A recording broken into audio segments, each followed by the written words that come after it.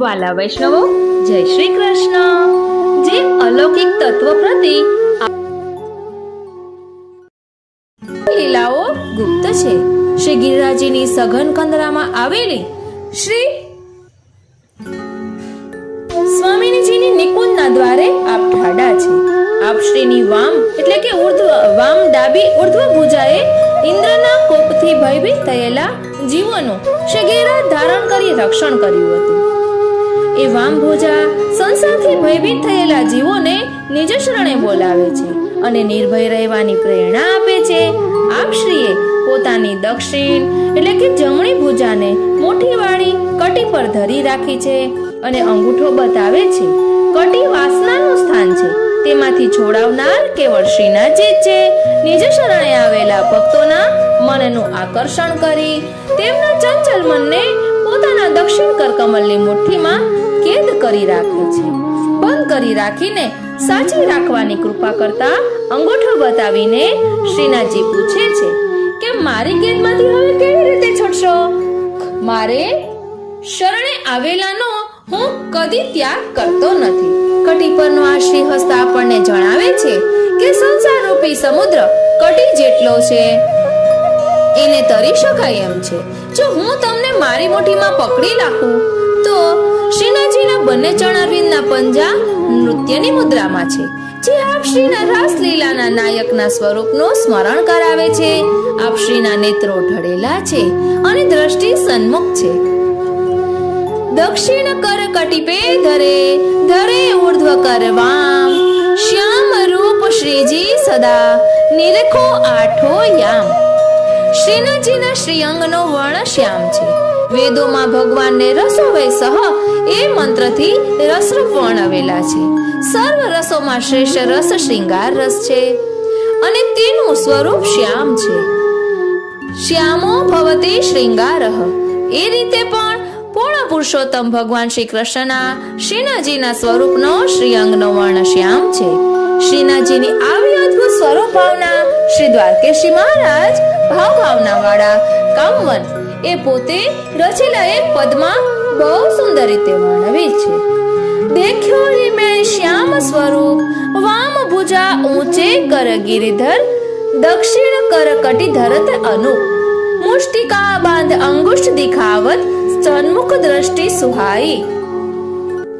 ચરણ કમલ યુગલ સમધર કે કુંજ દ્વાદશ મન लाई, અતિ રહસ્ય ને કુંજ કી લીલા હૃદય સુમેરન કીજે, દ્વારકેશ મન વચન અગોચર ચરણ કમલ ચિત દીજે। શ્રીનાથજી સ્વયં સ્વરૂપાત્મક છે અને શ્રીમદ ભાગવત આવશ્રીનું લીલાત્મક સ્વરૂપ છે। શ્રીમદ ભાગવતના દ્વાદશ એટલે કે 12 સ્કંધો છે, તે શ્રીનાથજીના દ્વાદશ અંગો છે જે અહીં નોંધ્યા છે। શ્રીમદ ભાગવતજીના સ્કંધો શ્રીનાથજીના અંગો સાથે સામ્યતા। વાલા વૈષ્ણવો, ભાગવતજીનો પ્રથમ સ્કંદ એટલે વામ સ્તન, દશમ સ્કંદ શ્રીનાથજીનું વક્ષસ્થળ એટલે કે હૃદય। વાલા વૈષ્ણવો, સામાન્ય માણસનું હૃદય નાનું હોય અને આપણા શ્રીનાથજીનું હૃદય સૌથી વિશાળ છે, એટલે જ દ્વાદશ સ્કંદમાં દશમ સ્કંદ મોટો છે। શ્રીનાથજી પોતાના હૃદયમાં બધાને સમાવી લે છે। ત્યારબાદ છે એકાદશ સ્કંદ એટલે શ્રીનાથજીનું મસ્તક અને દ્વાદશ સ્કંદ એટલે વામ હસ્ત।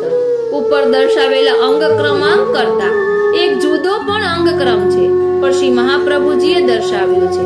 તત્વાર્થ દીપ નિબંધે ભાગવતાર્થ પ્રકરણમ ગ્રંથમાં પ્રથમ અવાંતર પ્રકરણના 8મા શ્લોકમાં એની પ્રકાશ ટીકા સહ આપશ્રી કહે છે, અત્ર કેચનોપાસકઃ ક્રમેણેવોપાસના સફલેતિ ભિન્નમ ક્રમ માહુઃ, અર્થાત કેટલાક ઉપાસકો ક્રમથી જ ઉપાસના સફળ બને માટે જુદો જ ક્રમ કહે છે। એ ઉપાસના ક્રમ અહીં દર્શાવવો આવશ્યક ન હોવાથી આ પરિશિષ્ટમાં એનો સમાવેશ નથી કર્યો। આવા પરમ અલૌકિક તત્વ શ્રી ગોવર્ધનનાથજીને અમુક પ્રેમી ભક્તો વાલથી શ્રીનાથજી એવા ટૂંકા નામે સંબોધિત કરતા હતા। શ્રી ગોકુલનાથજીએ પણ સ્વમુખે શ્રીનાથજી નામનો ઉચ્ચાર કર્યો તથા 84 અને 252 વૈષ્ણવોની વાર્તામાં આજના સત્સંગમાં ખૂબ જ આનંદ આવવાનો છે, કારણ કે આપણા પ્રાણ પ્યારા સ્વરૂપને આપણે સમજવા જઈ રહ્યા છીએ. વાલા વૈષ્ણવો, વેદોએ જેમને બ્રહ્મ કહ્યા છે, બ્રહ્મસૂત્રોએ એટલે કે સ્મૃતિઓએ જેમને પરમાત્મા કહ્યા છે, શ્રીમદ ભગવદ્ ગીતામાં જેમને પૂર્ણ પુરુષોત્તમ ઈશ્વર તરીકે વર્ણવવામાં આવ્યા છે, અને શ્રીમદ ભાગવત મહાપુરાણમાં જેમને ભગવાન તરીકે આલેખવામાં આવ્યા છે, એ પરમ અલૌકિક તત્વને જગતગુરુ શ્રીમદ વલ્લભાચાર્યજી શ્રી મહાપ્રભુજીએ શ્રી કૃષ્ણ તરીકે ઓળખાવે છે, શ્રીનાથજી તરીકે ઓળખાવે છે. આચાર્ય શ્રી મહાપ્રભુજી શ્રી સુબોધિનીજી ગ્રંથમાં શ્રીમદ ભાગવતનો અર્થ સમજાવતા લખે છે કે ભગવાનના નામ, રૂપ અને ક્રિયા નિત્ય છે, લીલા નિત્ય છે. એમના કેટલાક નામ અવતાર ઉપરથી પડ્યા છે, તો કેટલાક નામ લીલા ઉપરથી પડ્યા છે.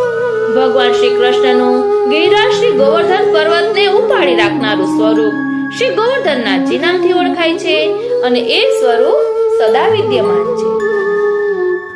આ જ વાતને શ્રી વિઠ્ઠલનાથજી શ્રી ગુસાઈજી વિદ્વાન મંડન ગ્રંથમાં સમજાવતા લખે છે કે સ્વરૂપ પેઠે કર્મનો પ્રાદુર્ભાવ જ છે, પરંતુ ઉત્પત્તિ નથી. તેથી ભગવાનના નામની ઉત્પત્તિ થતી નથી, પરંતુ પ્રાદુર્ભાવ જ થાય છે. તેથી ભગવાનના રૂપ, લીલા, નામ અને ધામ સર્વ નિત્ય છે. જે કર્મવાળા રૂપનું જે નામ છે તે કર્મવાળું રૂપ નિત્ય છે, પરંતુ ભગવાન પોતાના ભિન્ન ભિન્ન ભક્તોને ભિન્ન ભિન્ન રસનો અનુભવ કરાવવા જે રૂપની આવશ્યકતા હોય છે તે રૂપનો આવિર્ભાવ તે સમયે કરે છે.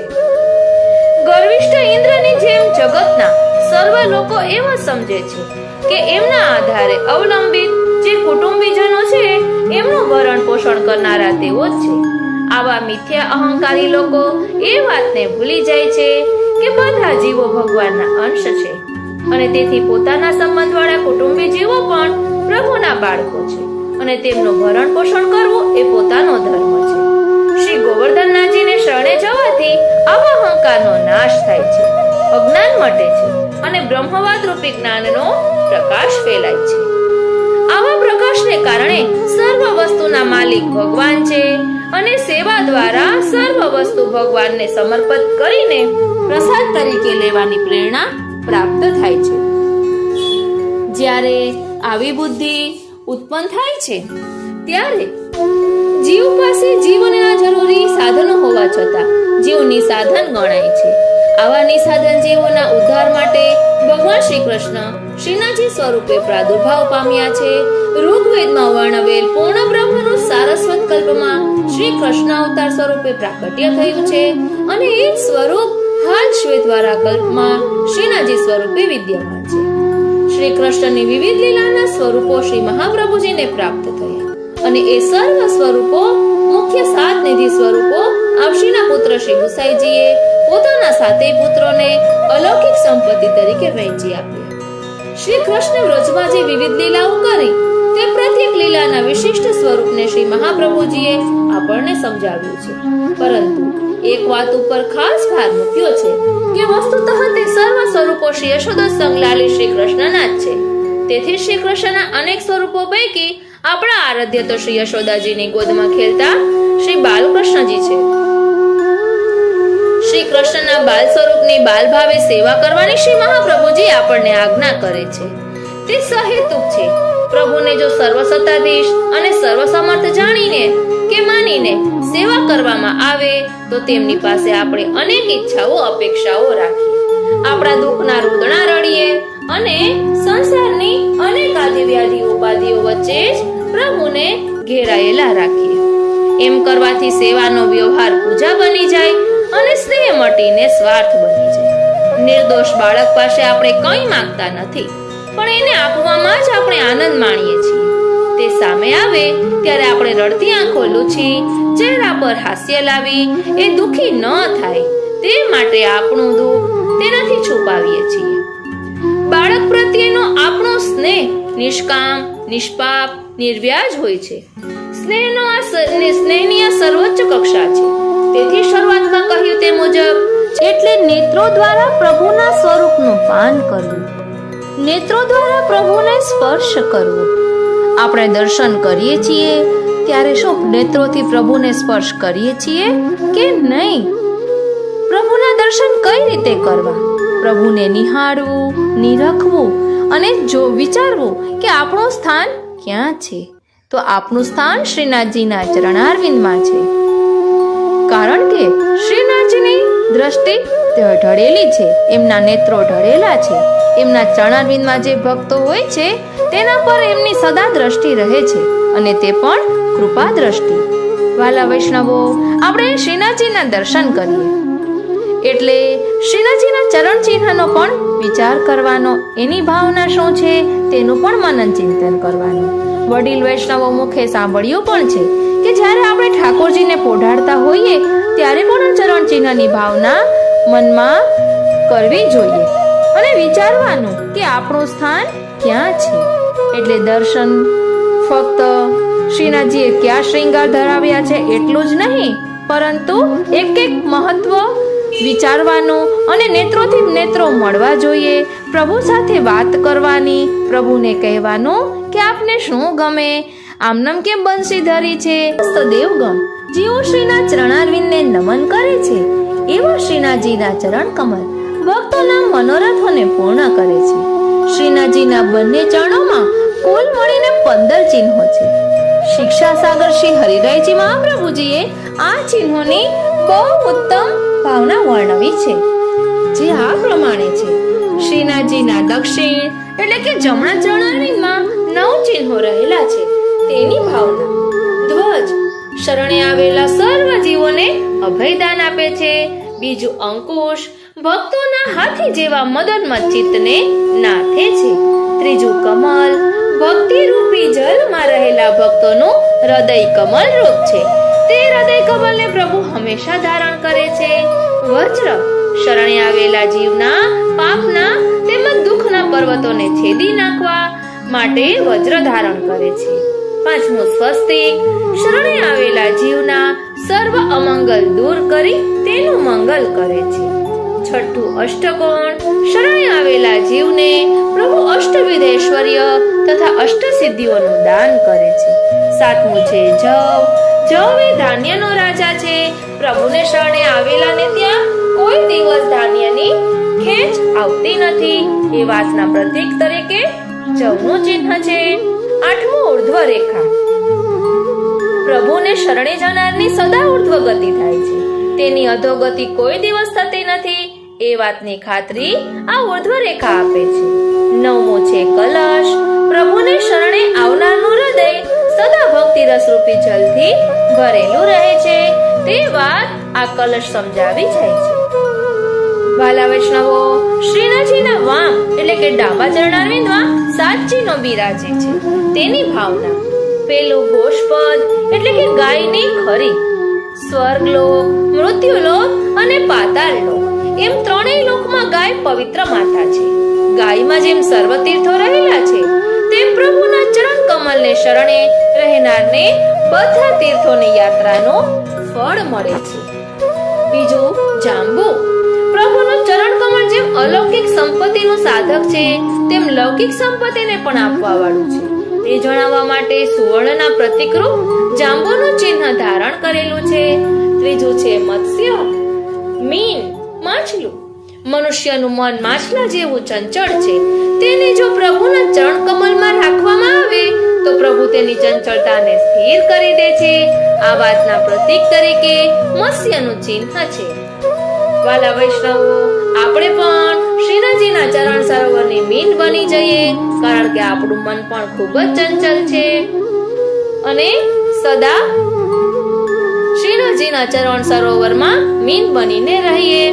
આ બધું વિચારવાનું છે કે આપણું સ્થાન ક્યાં છે, આપણો સ્વભાવ કેવો છે. ત્યારબાદ ચોથું ધનુષ્ય. ધનુષ્ય નમ્રતાનું તથા કાળનું પ્રતીક છે.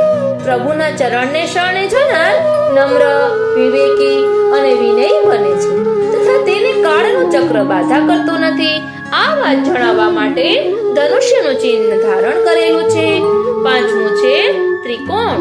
શરણે આવેલા જીવ કામી, ક્રોધી, લોભી કે દુરાચારી હોય તો પણ તેના દોષોને દૂર કરી પ્રભુ તેને પોતાને શરણે રાખે છે. તે જણાવવા ત્રિકોણનું ચિહ્ન છે. છઠ્ઠું છે અર્ધચંદ્ર.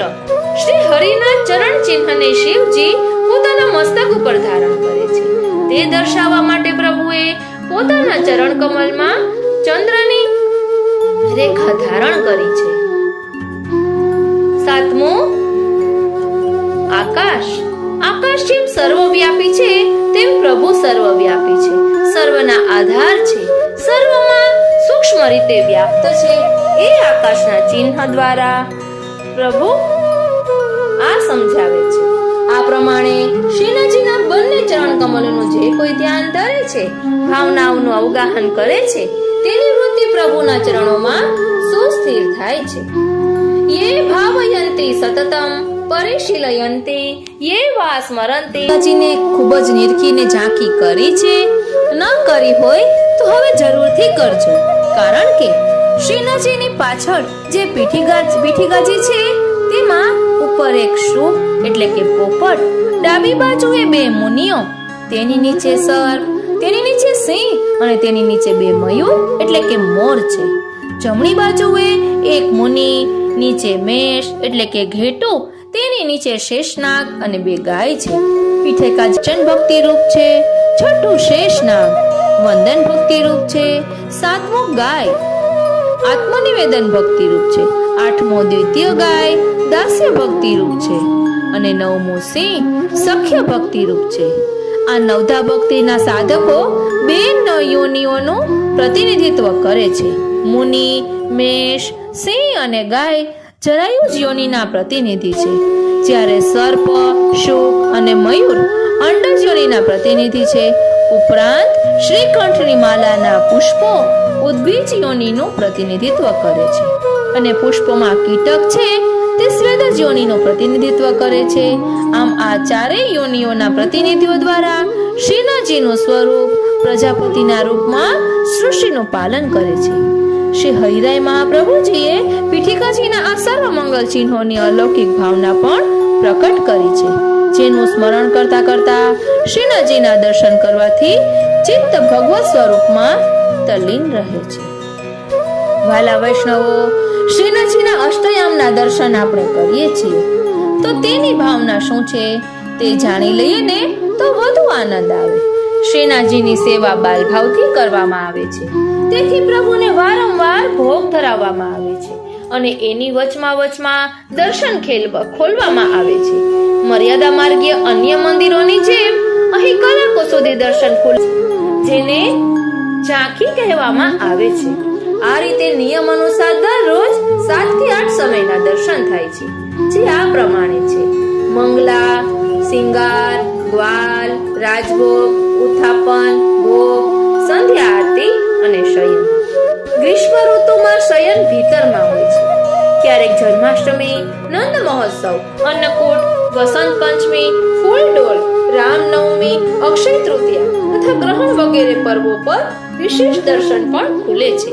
ગરમીમાં જે રીતે બાળકને પરોઢિયાના શીતળ મંદ પવનના સુખદ નિદ્રાનો અનુભવ થાય છે, પરંતુ શિયાળામાં એ વહેલાસર ઉઠીને કંઈ ખાવાનો આગ્રહ રાખે છે. તે જ રીતે ગરમીમાં શ્રીનાથજીના મંગલાના દર્શન મોડેથી થાય છે, જ્યારે શિયાળામાં બહુ જ વહેલી સવારે પ્રભુને જગાડીને મંગલ ભોગ આરોગાવવામાં આવે છે. એ જ પ્રકારે રાત્રિએ પ્રગાઢ નિદ્રામાં પોઢવાવાળા અષ્ટછાપીય પદોનું ગાન કરવામાં આવે છે. શયનના દર્શન પશ્ચાત બીન એટલે કે વીણા વગાડવામાં આવે છે. તેની પાછળ પણ આ જ ભાવ રહેલો છે. ગ્રીષ્મકાળમાં પ્રભુને ગરમી ન લાગે એટલા માટે પંખાની સેવા નિરંતર ચાલુ રહે છે, તેમજ સુગંધી શીતળ જલના ફુવારા ઉડાડવામાં આવે છે. ખસની ટટીઓ બાંધવામાં આવે છે અને વાળો તથા ગુલાબજળ મિશ્રિત જલના જારીજી ધરાવવામાં આવે છે. શીતળદાયક ચૈત્રી ગુલાબની માળા પણ ગરમીના દિવસોમાં ધરાવાય છે. આથી ઉલટું શીતકાલમાં પ્રભુની સન્મુખ અંગીઠી એટલે કે સગડી રાખીને તાપણું કરવામાં આવે છે. રજાઈ ઓઢાડવામાં આવે છે અને સૂંઠ તથા આદુના ઉપયોગવાળી સામગ્રી ધરાવાય છે. એક દિવસમાં પ્રભુને એક જ પ્રકારનો શ્રૃંગાર થાય છે, પરંતુ જે દિવસે મુકુટ કાચરીનો શ્રૃંગાર ધારણ કરાવવામાં આવ્યો હોય છે ત્યારે શયનમાં એ શ્રૃંગાર વડો કરવામાં આવે છે, એટલે કે બદલવામાં આવે છે. આ આઠેય સમયના દર્શનનો પ્રકાર અને એની ભાવના વિસ્તૃત રીતે સમજવા જેવી છે, જે અહીં સ્થળ સંકોચને કારણે સમાવી શકાય તેમ નથી. એ તો આપણે વિસ્તારથી આઠે દર્શનની ભાવના જોઈએ જ રહ્યા છીએ, જેમાં આપણે સંધ્યા ભોગ અને તેની ભાવના પહોંચ્યા છીએ. હવે વાલા વૈષ્ણવો, આપણે નાથદ્વારા જઈએ છીએ. ત્યાં શ્રીનાથજીના ક્રીડા એટલે કે લીલા શિખરો અને એમની પરિક્રમાઓનો પણ મહિમા છે, તો તે વિશે થોડુંક સમજી લઈએ. ત્યાં 3 શિખરો, આદિ શિખર, દેવ શિખર અને બ્રહ્મ શિખર છે. શ્રી ગિરિરાજજીના આદિ શિખર ઉપર શ્રીનાથજી સારસ્વત કલ્પમાં ક્રીડા કરતા હતા. દેવ શિખર એટલે શ્રી ગિરિરાજજીના દેવ શિખર ઉપર શ્રીનાથજી હાલમાં ક્રીડા કરી રહ્યા છે, અને બ્રહ્મ શિખર એટલે શ્રી ગિરિરાજજીના બ્રહ્મ શિખર ઉપર શ્રીનાથજી ભવિષ્યમાં ક્રીડા કરવાના છે. શ્રી ગિરિરાજજી ગોવર્ધનને પુલસ્ત્ય ઋષિએ આપેલા શાપને લૌકિક રીતે યથાર્થ કરવા માટે શ્રી ગિરિરાજજી દરરોજ 1 તલ જેટલી માત્રામાં ઘટતા જાય છે. આને કારણે શ્રી ગિરિરાજજીનું સ્વરૂપ એક શિખર, આદિ શિખર, રાધાકુંડ દાનઘાટી સુધીનો ભાગ ઘટતા કાળક્રમે પૃથ્વીના ભૂતલની અંદર પ્રવેશી ચૂક્યું છે, એટલે કે જમીનની અંદર ઉતરી ગયું છે. બીજું શિખર દેવ શિખર અથવા મધ્ય શિખર કે જેના ઉપર આજે શ્રીનાથજીનું મંદિર છે, ગોવર્ધનથી સુરભીકુંડ સુધીનો ભાગ પણ ઘટતું ઘણું જ નીચે આવી ગયું છે. અને ત્રીજું શિખર એટલે બ્રહ્મ શિખર, સુરભીકુંડથી અપ્સરાકુંડ સુધીનો ભાગ કે જેના ઉપર શ્રીનાથજી નજીકના જ ભવિષ્યમાં ક્રીડા કરવાના છે, એ પણ મહદઅંશે ભૂતલમાં ઉતરી ચૂક્યું છે. આવા અલૌકિક ક્રીડા શિખરો ધરાવતા શ્રી ગિરિરાજજીની પગપાળા પરિક્રમા કરવાનું મહાત્મ્ય ઘણું જ છે. શ્રી ગિરિરાજજીની પરિક્રમા કરવાથી અનિષ્ટ દૂર થાય છે અને ઈચ્છિત ફળની પ્રાપ્તિ થાય છે. શ્રી ગિરિરાજજીની પરિક્રમા 9 કોસની છે, 7 કોસની તથા 5 કોસની, એમ 3 જુદા જુદા અંતરોની થાય છે. શ્રી ગિરિરાજજીને આપણા જમણા હાથ તરફ રાખીને ખુલ્લા પગે અષ્ટાક્ષર મહામંત્રનો જપ કરતા કરતા પરિક્રમા કરવી જોઈએ. 9 કોસની પરિક્રમા શ્રી ગિરિરાજજીની દંડવતી શિલાએ દંડવત કરીને ગોવર્ધન, માનસી ગંગા, ઉદ્ધવ કુંડ, રાધા કૃષ્ણ કુંડ થઈને પાછા ગોવર્ધન આવી ત્યાંથી ચંદ્ર સરોવર, આન્યોર, ગોવિંદ કુંડ, પુછરી, સુરભીકુંડ થઈને દંડવતી શિલાએ આવવાથી 9 કોસી પરિક્રમા પૂરી થાય છે. 7 કોસની પરિક્રમા 9 કોસની પરિક્રમાના માર્ગમાંથી જો ચંદ્ર સરોવરનો 2 કોસનો માર્ગ છોડી દઈએ તો 7 કોસની પરિક્રમા પૂરી થાય છે. 5 કોસની પરિક્રમા 7 કોસની પરિક્રમાના માર્ગમાંથી જો માનસી ગંગા, ઉદ્ધવ કુંડ અને રાધાકૃષ્ણ કુંડ 2 કોસનો માર્ગ છોડી દઈએ તો ગોવર્ધનથી આન્યોર તરફ વળી જઈએ તો 5 કોસની પરિક્રમા પૂરી થાય છે. આ બધી પરિક્રમાઓમાં 7 કોસની પરિક્રમા વિશેષ પ્રચલિત છે. કેટલાક ભાવુકો દૂધની ધારા કરતા કરતા પરિક્રમા કરે છે અને કેટલાક દંડવતી પરિક્રમા પણ કરે છે. દૂધની ધારા કરનારા પોતાના હાથમાં દોરી બાંધેલી કાણાવાળી મટુકી રાખીને એમાં દૂધ ભરીને પરિક્રમાના માર્ગ પર ચાલે છે અને દૂધની બરણી ભરીને દૂધવાળો સાયકલ પર કે રિક્ષામાં સાથે સાથે આવે છે. મટુકીમાંની દૂધ ખલાસ થતા પહેલા એમાં બીજું દૂધ ભરવામાં આવે છે. આમ દૂધની અખંડ ધારા દેતા દેતા પરિક્રમા કરવામાં આવે છે. જ્યારે દંડવતી પરિક્રમા કરનાર સાષ્ટાંગ દંડવત કરતા કરતા માથા ઉપર પોતાનો હાથ જેટલો લાંબો થાય એટલો લંબાવીને ત્યાં એક લીટો કરે છે અથવા કંઈક નિશાન રાખે છે અને પછી ઊભા થઈ નિશાનવાળી જગ્યાએ આવીને ફરી પાછા દંડવત કરે છે. દંડવતી પરિક્રમા કરનાર વ્યક્તિ જો એક કરતા વધુ પરિક્રમા કરવા ઈચ્છતી હોય તો એક જ સ્થળે તે એટલા વધારે દંડવત કરી લે છે અને પછી નિશાન મૂકેલી જગ્યાએ આગળ વધે છે અથવા તો એક દંડવત કરીને પરિક્રમા પૂરી કર્યા પછી ફરીથી બીજી વાર શરૂ કરે છે. વાલા વૈષ્ણવો, શ્રીનાથજીના સખાઓ વિશે આપણે જાણીએ જ છીએ. નિકુંજ નાયક શ્રીનાથજી નિત્ય લીલામાં જે અંતરંગ અષ્ટ સખાઓ સાથે લીલા ખેલ કરે છે એ જ અષ્ટ સખાઓ ભૂતલ ઉપર મનુષ્ય દેહ ધારણ કરીને પ્રકટ થયા છે. આ અંગેનું પ્રમાણ ભાવનાવાળા શ્રી દ્વારકેશજી મહારાજ કૃત એક છપાઈમાંથી છપાઈમાંથી આપણને પ્રાપ્ત થાય છે. સૂરદાસ સો કૃષ્ણ તો પરમાનંદ જાનો, કૃષ્ણદાસ સો ઋષભ ચિત સ્વામી સુબલ બખાનો. અર્જુન કુંભનદાસ, ચત્રપુતદાસ વિશાલા, નંદદાસ સો ભોજ, સ્વામી ગોવિંદ શ્રીદામા. અષ્ટછાપ આઠો સખા, દ્વારકેશ પરમાન, જિનકે કૃત ગુણગાન કરી હોત સુજીવન થાન.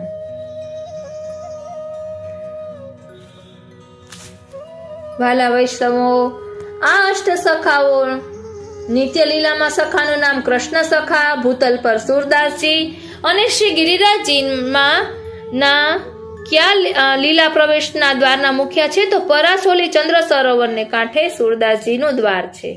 પછી પરમાનંદાસજી લીલામાં તોક સખા અને સુરભી કુંડને કાંઠે શ્યામતમાલના વૃક્ષ નીચે એમનું દ્વાર છે.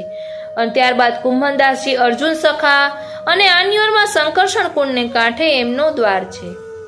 ત્યારબાદ કૃષ્ણદાસજી ઋષભ સખા, લીલામાં ઋષભ સખા અને વાલા વૈષ્ણવો, હવે આપણે પૂજ્યપાદ ગોસ્વામી 108 શ્રી કાલિંદી બેટીજીના વચનામૃતમાંથી લીધેલું સંકલન સાથે લઈશું. શ્રીનાથજીના મંદિરની ભાવના થોડું પોઈન્ટ આઉટ કરેલું છે, પણ ખૂબ જ સમજવા જેવું છે. આ બધું જાણ્યા સમજ્યા પછી આપણે નાથદ્વારા દર્શન કરીએ ને તેનો અનેરો આનંદ આવે. આ પોઈન્ટ આઉટ કરેલું અમે નાથદ્વારા ગયા ત્યારે સાથે પણ લઈ ગયા હતા. બધા વૈષ્ણવ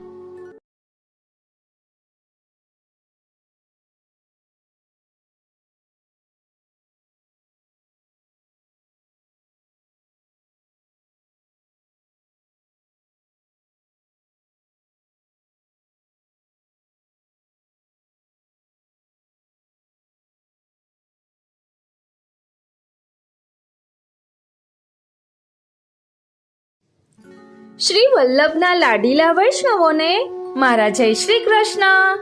હું મનાતુરી આપ સર્વે વૈષ્ણવોનું શ્રીનાથજીના મંદિરની ભાવનાના અલૌકિક સત્સંગમાં હાર્દિક સ્વાગત કરું છું. સૌપ્રથમ પૂજ્યપાદ ગોસ્વામી 108 શ્રી કાલિંદી બેટીજીના યુગલ ચરણારવિંદમાં કોટી કોટી દંડવત પ્રણામ. આ સંકલન આપના વચનામૃતમાંથી લીધેલું છે.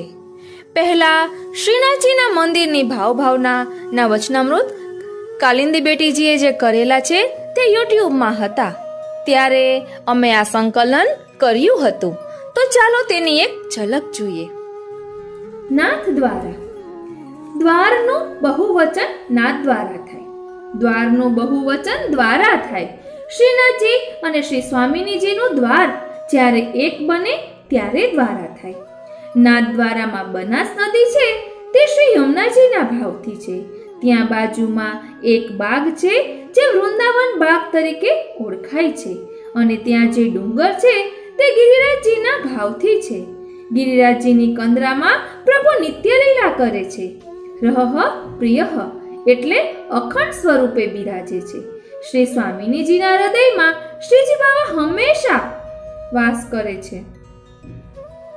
શ્રી એટલે શ્રી સ્વામિનીજી અને સવા એટલે શ્રીનાથજી. આપણે શ્રી શુભ ને શ્રી લાભ જે લખતા હોઈએ છીએ શ્રી સવા, તેનું અહીં કહેવામાં આવ્યું છે. અને શુભ લાભ એટલે લાભનું ઊંધું કરીએ તો ભલા થાય. એટલે આપણા અંતઃકરણમાં જો શ્રી શુભ એટલે કે શ્રી સ્વામિનીજી અને શ્રીનાથજી ઘૂંટાઈ જાય તો આપણને લાભ થાય. નાથદ્વારા જાઓ ત્યારે તમે પોતાનું હૃદય પ્રભુના ચરણારવિંદમાં પધરાવતા આવજો. નાથદ્વારા જવાની ઈચ્છા કરીએ એટલે આપણો ત્યાં નાથદ્વારામાં પ્રવેશ ગણાય. આપણે પ્રભુને કહીએ કે આવશું આવશું અને પછી જઈએ ત્યારે પ્રભુને પણ સંતોષ થાય અને આપણને પણ. હૃદયમાં પ્રભુને પધરાવીને નાથદ્વારામાં પ્રવેશ કરીએ એટલે આપણે અહીં નાથદ્વારા પહોંચી ગયા. એટલે આ વચનામૃતમાં આપણે ઘરે બેઠા માનસીમાં આપણે એક વખત નાથદ્વારા ગયા હોઈએ તો તે બધું યાદ કરીએ તો માનસીમાં આપણે નાથદ્વારા પહોંચી શકીએ તેવી રીતે અહીં વર્ણન આપેલું છે. શ્રીનાથજીનું નિજ મંદિર જેમાં 12 દ્વાર છે, જેની ભાવના સમજવાથી પ્રકૃતિના બધા જ ધર્મો જીતી લઈએ છીએ. જેમ વ્રજમાં 12 નિકુંજ છે તેમ અહીં પણ દ્વાદશ દ્વાર છે નિકુંજના ભાવથી. એક સિંહાણ દ્વાર, બીજું મથુરા દ્વાર, ત્રીજું અપ્સરા દ્વાર, ચોથું લાલ દ્વાર, પાંચમું પુલિંદનો દ્વાર, છઠ્ઠું લાલ દ્વાર, સાતમું નગારખાના દ્વાર, આઠમું સિંહપોળી દ્વાર, નવમું રત્નપોળી દ્વાર, દસમું જગમોહન દ્વાર, 11મું મણિકોઠા દ્વાર અને 12મું નિજ મંદિર દ્વાર. આ રીતે દ્વાદશ બાર એ દ્વાદશ નિકુંજના ભાવથી છે. ભક્તનો એક નેત્ર સિંહાળનું દ્વાર અને બીજું નેત્ર મથુરાનું દ્વાર છે. સિંહાળ એટલે મેવાડ. આપ જ્યાંથી પધાર્યા, ભક્તનું એક નેત્ર એ મથુરાનું દ્વાર છે જ્યારે એ નાથદ્વારામાં ઊભો હોય ત્યારે, અને બીજો મેવાડનો દ્વાર એ સિંહાળનો દ્વાર. અહીં કેટલાક દ્વાર ભીતરમાં હોવાથી બહારથી આપણને તેના દર્શન થઈ શકતા નથી. બીજો નેત્ર એ મેવાડનો દ્વાર છે એટલે મથુરા દ્વાર એટલે આપણું હૃદય. નાથદ્વારાની ચોપાટી 4 રસ્તા જાય છે. વલ્લભ કોટેજ તરફ એક રસ્તો જાય છે, ચઢાઈ છે જ્યાંથી ગોવર્ધન ચોક જાઓ છો એ સિંહાળનો દ્વાર છે. એટલે આપણે નાથદ્વારા દર્શન કરવા જઈએ ત્યાંની વાત કરી રહ્યા છે કે ચઢાઈ આવે છે, પછી ગોવર્ધન ચોકમાં આપણે પ્રવેશ કરીએ છીએ ત્યારે જે દ્વાર છે સૌથી પ્રથમ તે સિંહાળનો દ્વાર છે. ત્યારબાદ અપ્સરા દ્વાર. અપ્સરા એટલે ભક્તનું હૃદય, જ્યાં હરિગુરુ અને વૈષ્ણવને સરખા લેખે. વનવાણીનું મંદિર છે તે અપ્સરા દ્વાર છે. આ દ્વાર બહાર પ્રગટ છે. નાથદ્વારાની ચોપાટીનો રસ્તો છે. એક રસ્તો જમણા હાથે આવે છે. ડાયા ભવન સાઈડ નહીં જવાનું, સીધું જવાનું છે. એટલે આ દ્વાર છે. દર્શન વખતે ત્યાંની બારી ખુલી જાય છે. શ્રૃંગાર લઈને વેચવા બેઠા હોય છે તે. ચોથું છે લાલ દ્વાર. ચોથા સ્થાન પર શ્રી યમુનાજીનું સ્થાન છે. આ દ્વાર શ્રી યમુનાજીના ભાવથી આવે છે. શ્રી યમુનાજી શ્રી ઠાકોરજીનું રસાત્મક સ્વરૂપ છે. કાલિંદીમાંથી પ્રગટ થતી સ્નેહની ધારા જે શ્રી ઠાકોરજીને પણ પુષ્ટ કરે છે તે લાલ દ્વાર. ભૂતલ ઉપર શ્રી યમુનાજી બિરાજે છે. કાલિંદીજી તો લીલામાં છે. અપરસ કરવા માટે પ્રીતમપોળનો જે દ્વાર છે તે લાલ દ્વાર છે. શ્રી વિઠ્ઠલનાથજીના મંદિરની બિલકુલ સામે આ લાલ દ્વાર છે. યમુનાજી વગર આપણો પુષ્ટિમાં પ્રવેશ જ નથી. શ્રી યમુનાજી લાલના ચરણોમાં અનુરાગયુક્ત લપટાયેલા રહે છે. શ્રી યમુનાજીનું ચિંતન કરતા રહીએ તો તે લાલના દ્વારથી મળાવી દે છે. ત્યારબાદ છે પુલિંદનો દ્વાર. 5મો દ્વાર પુલિંદનો દ્વાર. પુલિંદ એટલે વૃક્ષ. શ્રી યમુનાજીના તટ પર જે ફેલાયેલા વૃક્ષો છે જે શ્રી યમુનાજીથી પોષાયેલા છે. એક વૃક્ષ છાયો આપે, બીજું વૃક્ષ ફળ આપે, ત્રીજું વૃક્ષ કાષ્ઠ આપે જેનાથી દ્વાર બને. કાષ્ઠમાં રહેલો અગ્નિ. વૃક્ષના લાકડાથી તેમાંથી રસોઈ કરવાથી કેટલાકનું પેટ ભરાય. એની રાખ બન્યા પછી પણ એક કામમાં આવે. આ ભીતરનું દ્વાર છે. કેટલાક વૈષ્ણવ વલ્લભકોળની સાથે જાય છે. વહુજી બેટીઓ પુલિંદના દ્વાર પાસે એક કોટડી છે, ત્યાં મેવો માલાજી સિદ્ધ કરે છે. પુલિંદના દ્વાર છે ત્યાં જ લાકડા છે. આ દ્વાર ભીતર છે પણ દ્રષ્ટિથી અગોચર નથી. ત્યારબાદ છે છઠ્ઠું લાલ દ્વાર. લાલ દ્વાર એટલે આપણા ઠાકોરજી શ્રીનાથજીનો દ્વાર, જ્યાં સમાધાની બેસે છે. આપ જ્યારે શાકઘરમાં જાઓ છો અને જ્યાંથી ફૂલ ઘરમાં જવાય છે, પણ જે દ્વારમાંથી પ્રવેશ કર્યા પછી સીધું શાકઘરમાં જવાય છે તે લાલનો દ્વાર છે. આપ જેટલું જાણો એટલું જ માણો. ભાવ જરૂરી છે. શાકઘર જમણા હાથે છે. જે દ્વારમાંથી પ્રવેશ કરીને શાકઘરમાં જઈએ છીએ તે લાલ દ્વાર છે. ત્યારબાદ છે નગારખાના દ્વાર. રાજભોગના સમયે નગારા વાગે છે. જ્યારે દર્શન બંધ થવાની તૈયારી હોય ત્યારે નગારા જોર જોરથી વાગે છે. આ નગારા જોર જોરથી વાજીને આપણને સંદેશો આપે છે કે ગયા ભાવમાં અમે ભક્તિનો ભથ્થો બાંધ્યો નથી, તેથી અમે પશુ યોનિમાં આવ્યા અને તેની ખાલથી આ નગારા બનાવવામાં આવે છે.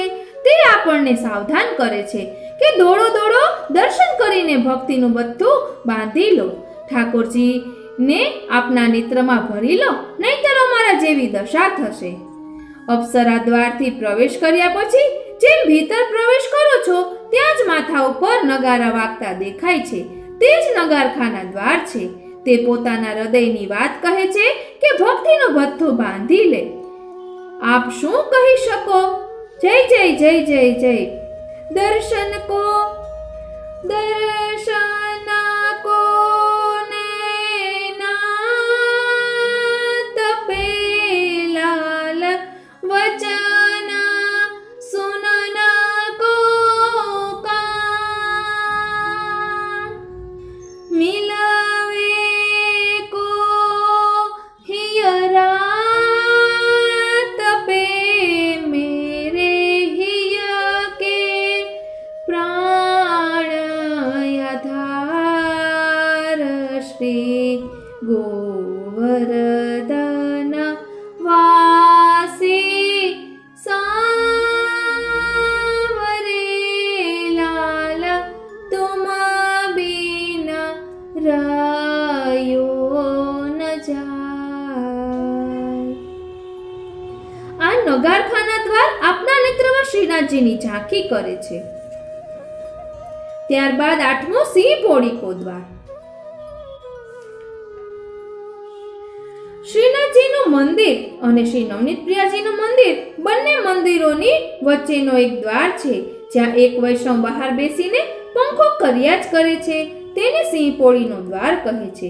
ત્યાં બાજુમાં જ આંબા ઘર છે. ત્યાં પ્રભુની લીલા નિત્ય છે. ભક્ત કહી શકતો નથી કે હું કયા દ્વારમાં છું. પ્રકટકીએ રસ જાય. સિંહ પોડીના દ્વાર પર જે વૈષ્ણવ બેસે છે તેને રૂપાપોરિયા પણ કહે છે. સિંહ પોડીનો દ્વાર પર પડ્યા રહેવું એટલે નિર્ભીકતા. સિંહ પોડીના દ્વાર પરથી એક વાર્તા યાદ આવે છે. એક વૈષ્ણવ જે શ્રી ગુસાઈજીને કાકાજી કહેતો હતો. ગુસાઈજીએ તેને સિંહ પોડીના દ્વારની ચોકી કરવાની, સેવા પહોંચવાનું કહે છે. પ્રભુ આ મુગ્ધાને હાર આપે છે, એટલે કે હાર કબૂલ કરે છે. મુગ્ધાને અહીં રાસલીલાના દર્શન થાય છે. ત્યારબાદ આવે છે રત્ન પોડીકો દ્વાર અથવા હથિયા દ્વાર. હરિપ્રિયાબેન કે જેના હાથમાં રત્નરૂપી સેવા છે. રત્ન કડક હોય છે. હરિપ્રિયાબેન ફૂલની સેવા કરે છે અને તેનું હૃદય પણ કોમળ છે. જેને પોતાના બાળપણથી તત્પરતાથી ફૂલોની સેવા કરી છે. અને શ્રીજી બાવા તેના હાથે બનાવેલા થાકની માલાજી રોજ અંગીકાર કરે છે. માલાજી વિપ્રયોગનું સ્વરૂપ છે. માલાજી પહોંચે છે ભીતર અને હરિપ્રિયાબેન છે બહાર. એક એવો પ્રસંગ પણ આવ્યો હતો કે એક વખત હરિપ્રિયાબેનને થોડુંક મોડું થઈ ગયું તો બીજા વૈષ્ણવોએ બનાવેલી માલા ધરવામાં આવી તો શ્રીજી બાબા અંગીકાર જ ન કરે. વારે વારે માલાજી વળી થઈ જાય.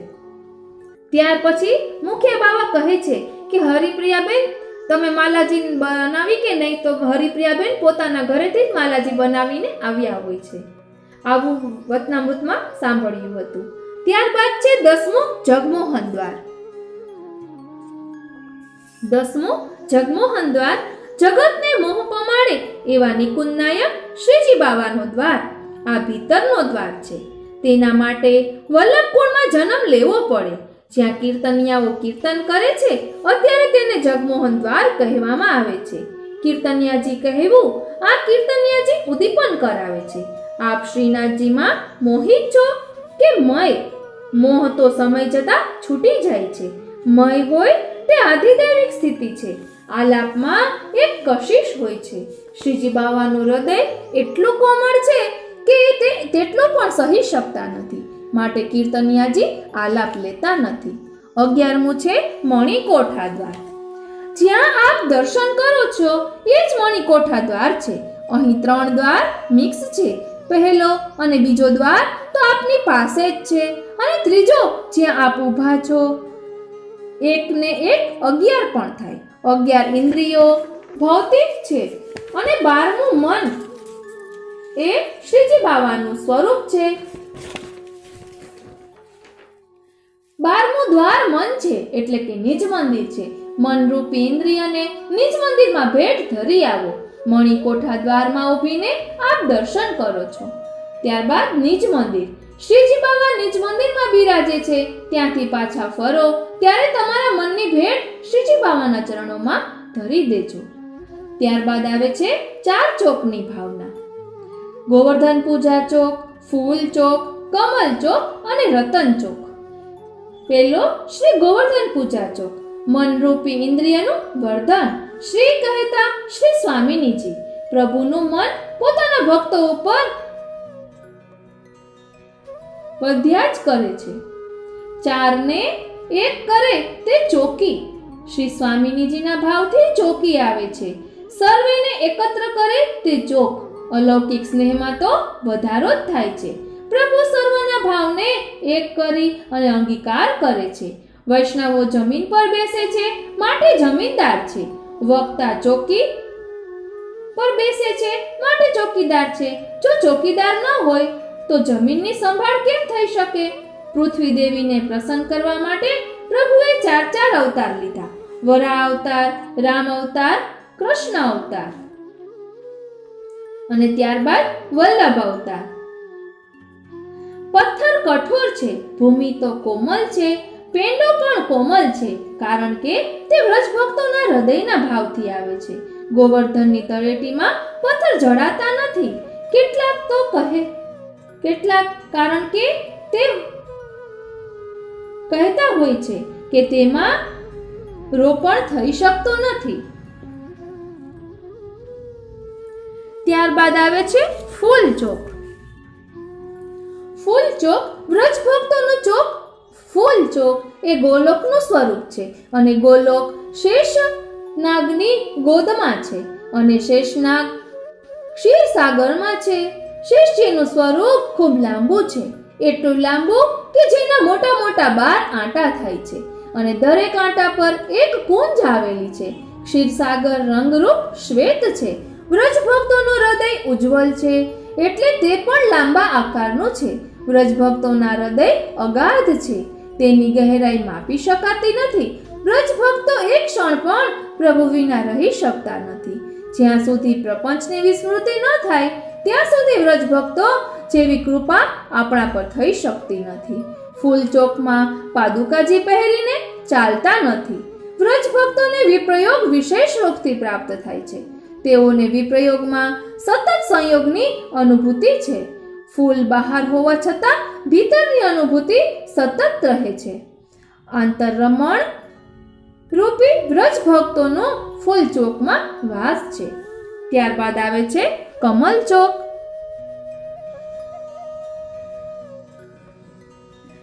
ત્યારબાદ આવે છે કમલ ચોક.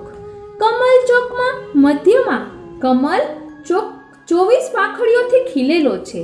આંતરદ્રષ્ટિથી અષ્ટસખા દિવસમાં અને અષ્ટસખી રાત્રિમાં અને તેમના સાત્વિક રાજસ તામસ અષ્ટપ્રહર લીલાઓ છે. તેમાં 8 તેરી 24 નો ભાવ છે. અષ્ટસખાઓ ભૂતલ પર છે. તેઓ દિવસમાં સખા છે અને રાત્રિમાં સખી છે. અષ્ટસખા સુરદાસજી કૃષ્ણ સખા ચંપકલતા સખી, પરમાનંદાસજી તોક સખા ચંદ્રભાગા સખી, કુંભનદાસજી અર્જુન સખા વિશાખા સખી, ચતુર્ભુજદાસજી વિશાલ સખા વિમલા સખી છે. સ્વામીજી સુબલ સખા પદ્મા સખી, કૃષ્ણદાસજી ઋષભ સખા લલિતા સખી, નંદાસજી ભોજ સખા ચંદ્રરેખા સખી, ગોવિંદ સ્વામી શ્રીદામા સખા ભામા સખી. કમલનો સ્વભાવ છે બાંધવું.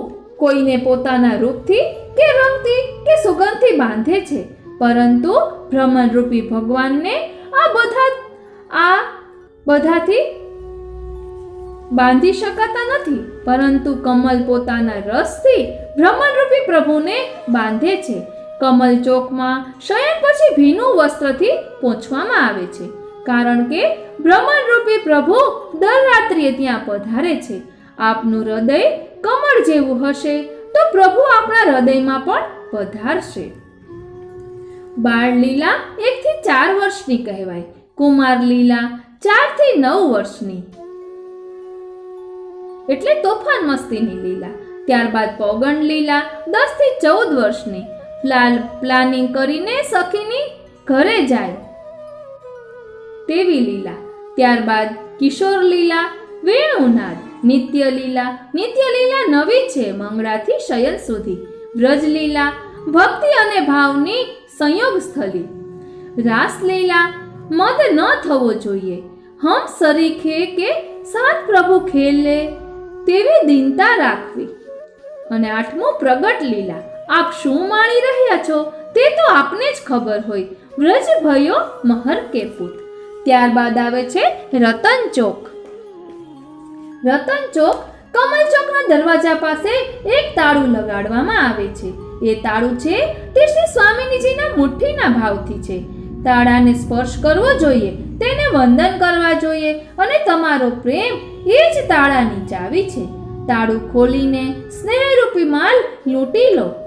કબ દેખો મેરી ઓર નાગર નંદ કિશોર.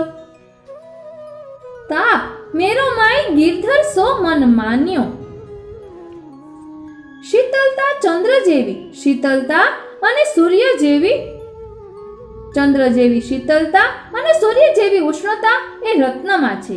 જે વૈષ્ણવ શુદ્ધ ભાવથી પ્રવેશ કરે છે તેના પર પ્રભુ કૃપા કરે છે, અજ્ઞાનતા દૂર થાય છે. ગિરિરાજજી હરિદાસવર્યની પરિક્રમા કરવાથી વૈષ્ણવોના અપરાધથી છૂટી શકાય છે. ભગવદ્યનો મિલાપ થાય, ઈચ્છાઓની તૃષ્ણા વધતી જાય, તેને પ્રપંચ કહેવાય છે. પ્રભુ પાસે એટલું જ માંગવું કે મારા ચિત્તની વૃત્તિ પ્રભુ આપના ચરણારવિંદમાં જ રહે. કમલ ચોકમાં આવતા જ આસક્તિ થાય છે. રતન ચોકમાં આવતા વ્યસન થાય છે. જગમોહનમાં આવતા આવેશ થાય છે. મણિકોઠામાં પ્રવેશતા તન્મયતા થાય છે, અને નિજ મંદિરમાં પ્રવેશતા મૂર્છા થાય છે. ધોલી પટિયાના સ્થાને જે 9 સીડી છે તે નવધા ભક્તિના ભાવથી છે, પુષ્ટિ માર્ગ. સૂરજ પોડીના સ્થાને જે 9 પગથિયા છે તે મર્યાદા ભક્તિના ભાવથી છે. શ્રવણ ભક્તિ મર્યાદામાં રાજા પરીક્ષિતે કરી, અને પુષ્ટિમાં શેઠ દિનકરે કરી. કીર્તન ભક્તિ મર્યાદામાં મીરાભાઈએ કરી, અને પુષ્ટિમાં સુરદાસજીએ કરી. અર્ચન ભક્તિ મર્યાદામાં કુંતીજીએ કરી, અને પુષ્ટિમાં ગદાધર દાસે કરી. જલની લોટીજી ધરી હતી તે પ્રસંગ. વંદન ભક્તિ મર્યાદામાં અહલ્યાબાઈએ કરી, પુષ્ટિમાં ગોપાલ દાસે કરી. વંદો શ્રી વિઠ્ઠલ વર સુંદર. ત્યારબાદ પાદ સેવન ભક્તિ મર્યાદામાં રાજા ભરતે કરી, અને પુષ્ટિમાં કૃષ્ણ ભટ્ટ મહાવરની ક્ષત્રાણીએ કરી.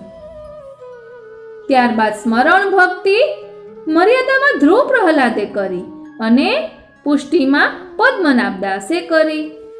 7મું સખ્ય ભક્તિ મર્યાદામાં અર્જુને કરી, અને પુષ્ટિમાં ગોવિંદ સ્વામીએ કરી. 8મું દાસ્ય ભક્તિ મર્યાદામાં હનુમાનજીએ કરી, અને પુષ્ટિમાં આસ્કરણજીએ અને સિંહનંદના સ્ત્રી પુરુષે કરી. 9મું આત્મનિવેદન ભક્તિ મર્યાદામાં રાજા બલિએ કરી, અને પુષ્ટિમાં માણિકચંદે કરી. 10મું પ્રેમ લક્ષણા ભક્તિ મર્યાદામાં શબરીએ કરી, અને પુષ્ટિમાં રજો શક્તરાણી શ્યામદાસ સુથાર તેમજ કૃષ્ણદાસ મેઘને કરી. ધોળી પટિયા પર સવારે ફૂલ વેચે છે, અને સાંજે શૃંગાર વેચાય છે. ફૂલ ચોકને ધોળી પટિયા તરીકે ઓળખાય છે. 12 નિકુંજ છે, તે જ ભાવથી 12 પટિયા છે. તે સફેદ પટિયા છે. નિકુંજનો માર્ગ ઉજ્જવલ જ હોય. આપનું હૃદય ઉજ્જવલ હોય તો તે શૈયા પર પ્રભુ બિરાજે. હરિરસ તબહી તો જાય પૈયે, તેમાં 12 કુંજની ભાવના છે. આ દ્વાદશ કુંજની ભાવના આપને અમારી ચેનલમાં મળી જશે. તે જ પુસ્તકની અહીં વાત કરેલી છે. હરિરસ તબહી તો જાય પૈયે, તેમાંથી જ તે લીધેલું છે, એટલે અહીં તે લખ્યું નથી. આપને દ્વાદશ કુંજની ભાવના જાણવી હોય તો તેની લિંક અમે ડિસ્ક્રિપ્શન બોક્સમાં આપી દઈશું. અને જો ભૂલાઈ જાય તો કમેન્ટ બોક્સમાં જણાવશો. એટલે તેમાં લખ્યું છે કે મહાપ્રભુજીના દૂતો સૌપ્રથમ તે વૈષ્ણવને એટલે જે વૈષ્ણવ લીલામાં પહોંચી જાય એની વાત અહીં કરી રહ્યા છે. મહાપ્રભુજીના દૂતો આવે છે અને સૌપ્રથમ તે વૈષ્ણવને પુષ્પકુંજના દ્વારે છોડે છે, સખીને સોંપે છે અને ત્યાંની લીલા જોઈને જો અભાવ આવે કે અદેખાઈ થાય તો ત્યાંથી તેમને ભૂતલમાં મોકલી દેવામાં આવે છે. એટલે સૌપ્રથમ જ્યારે કુંજની ભાવના શરૂ થાય એટલે દોરી ઉપર ચાલવામાં જેવો રસ્તો છે તેવો નિકુંજનો રસ્તો સાંકડો છે. એક એક ડગલું સંભાળીને ચાલવાનું છે. બંને બાજુ ખાઈઓ છે, મોં પમાડે તેવી. મહાપ્રભુજીના 4 દૂતો ભગવદ વાર્તા કરતા વૈષ્ણવને લઈ જાય છે. તેની તે આજુબાજુની સામગ્રીમાં મોં ન થાય.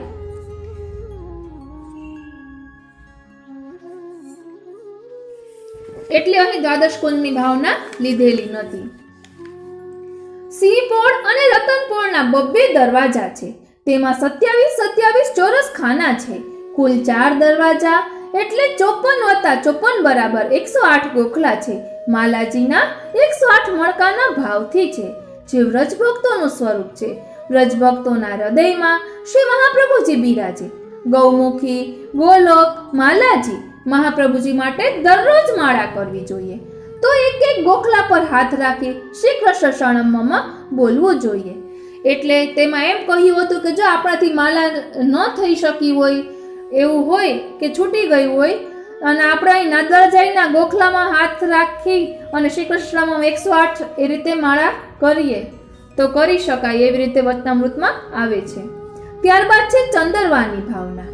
તે વ્રજભક્તોની ઓટ છે, એટલે કે પોતાના હૃદયમાં પ્રભુને છુપાવી રાખે છે. પ્યારાની વાત તો પ્યારાના પ્યારાને જ કહેવાય. જેમ ભક્ત ભગવાનના સુખનો વિચાર કરે છે તેમ ભગવાન પણ ભક્તના સુખનો વિચાર કરે છે.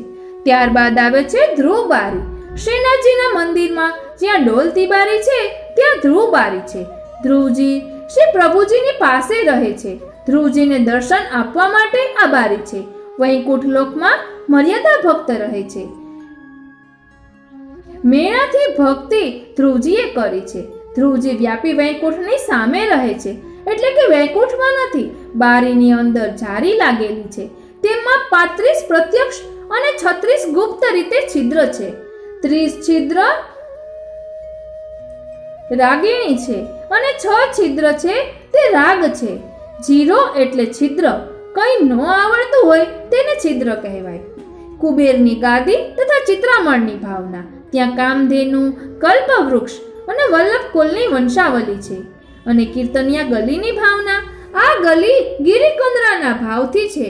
ત્યાં શૈયા મંદિર છે. ત્યાં અષ્ટસખા અને અષ્ટસખીઓ કીર્તન કર્યા કરે છે.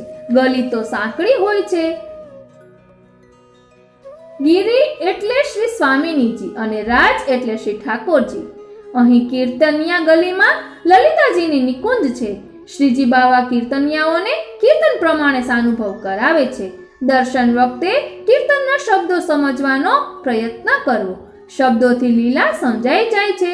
કીર્તન પ્રભુનું સ્વરૂપ અને લીલાનું વર્ણન કરે છે. ત્યારબાદ આવે છે શાકઘરની ભાવના. શાકઘર એટલે શ્રી ગિરિરાજજીનું સ્વરૂપ છે. શાકઘર સામે તિબારીમાં 3 દરવાજા છે. તે રાગ, ભોગ અને શ્રૃંગારના સૂત્ર છે. રાગ એટલે રીઝવવું, ભોગ એટલે અંગીકારની વિનંતી કરવી અને શ્રૃંગાર એટલે શ્રેષ્ઠ આનંદનો મનોરથ. સેવા કરતી વખતે વૈષ્ણવો વિવિધ પ્રકારના ગુણગાન કરે છે. તે રાગ સૂત્ર છે. ટેરાની અંદર અને બહાર જે સામગ્રી સિદ્ધ કરે છે તે ભોગ છે. શ્રૃંગાર સૂત્ર એટલે અંગીકારની વિનંતી, શ્રેષ્ઠ આનંદનો મનોરથ. અત્યારે આપ શ્રૃંગાર સૂત્રમાં છો. તિબારી એટલે 3 બારી. આ 3 તિબારીમાં 3 શિખરનો ભાવ છે. આદિ શિખર એટલે બ્રહ્મ સંબંધી વૈષ્ણવને જાણવા. બ્રહ્મ શિખર એટલે શ્રી વલ્લભ પ્રભુને જાણવા, જે બ્રહ્મ સંબંધ કરાવે છે. અને દેવ શિખર શ્રીનાથજી બાવાને દેવ શિખર જાણવા. નેત્ર, મુખ અને કર્ણ એમ 3 બારી. પ્રભુ તો કહે હું તો ભક્તને આધીન છું એમ કહીને પોતાની અસમર્થતા દર્શાવે છે. જે વૈષ્ણવ શાકઘરમાં સેવા કરવા જાય છે તેનો ગોલોકમાં વાસ થાય છે. સેવા કરીએ ત્યારે અન્ય કશું યાદ ન આવવું જોઈએ. જેનું મન શ્રીનાથજીથી એક ક્ષણ પણ અળગું નથી તે ગોલોકમાં છે. જો આપનું મન શ્રીનાથજીમાં ઓતપ્રોત નથી તો શું કરવું? કૃષ્ણ શ્રી કૃષ્ણ શરણમ મમ ઉચ્ચરે, કૃષ્ણ શ્રી કૃષ્ણ શરણમ મમ ઉચ્ચરે.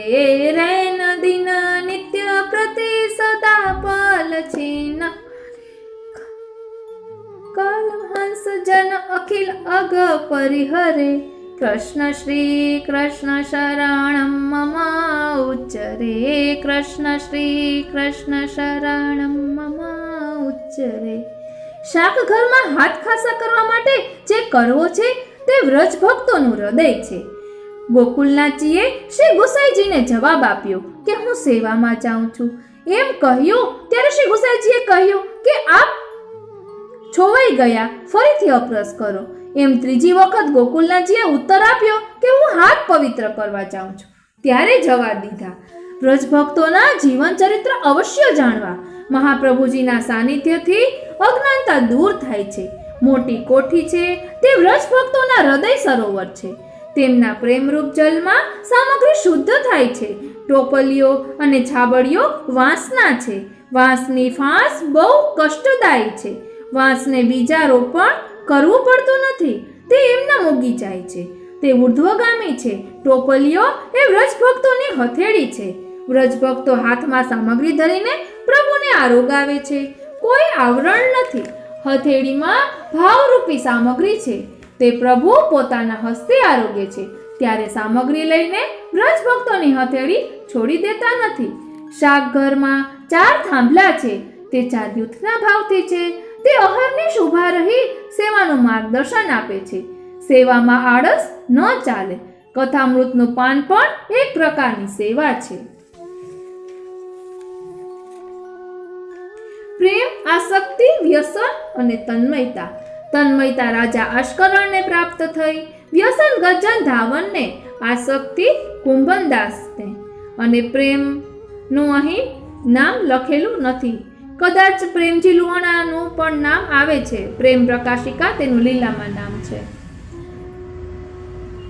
પુષ્ટિના 12 માર્ગ એટલે કે 12 મર્મ: ભક્તિ રસ માર્ગ, કલ્યાણ માર્ગ, જગહિત માર્ગ, સર્વસમત માર્ગ, ત્યાગ માર્ગ, સંયમ માર્ગ, સ્નેહ માર્ગ, સેવા માર્ગ, અનન્ય માર્ગ, પ્રેમ લક્ષણા ભક્તિ માર્ગ, દૈન્ય માર્ગ અને ભાવ માર્ગ.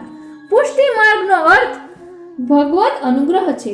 શ્રીજી બાવાને દંડવત કરી આ 12 માર્ગોને હૃદયમાં સ્થાપિત કરવા. અને એમ ન થાય તો 7મો માર્ગ સ્નેહ માર્ગને પકડીને ચાલશો. બીજા બધા માર્ગ સાથે સાથે આવી જશે. ધ્વજાજી ગોપીજનોના ભાવથી છે. સુદર્શનજી ગોપીનાથજીના ભાવથી છે. સુદર્શનજીને અત્તર અવશ્ય ધરાવવું, કારણ કે આપણે બહારે રહીને ભીતર સુધી પહોંચી શકીએ છીએ અત્તર દ્વારા.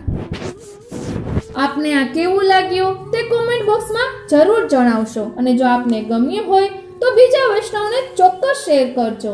અને શ્રીનાથજીના મંદિરની ભાવના ફરીથી મારે કરવાની ઈચ્છા છે. જે પુસ્તકમાં છે પ્રભુ કરાવશે તો 100% કરીશું. જય શ્રી કૃષ્ણ.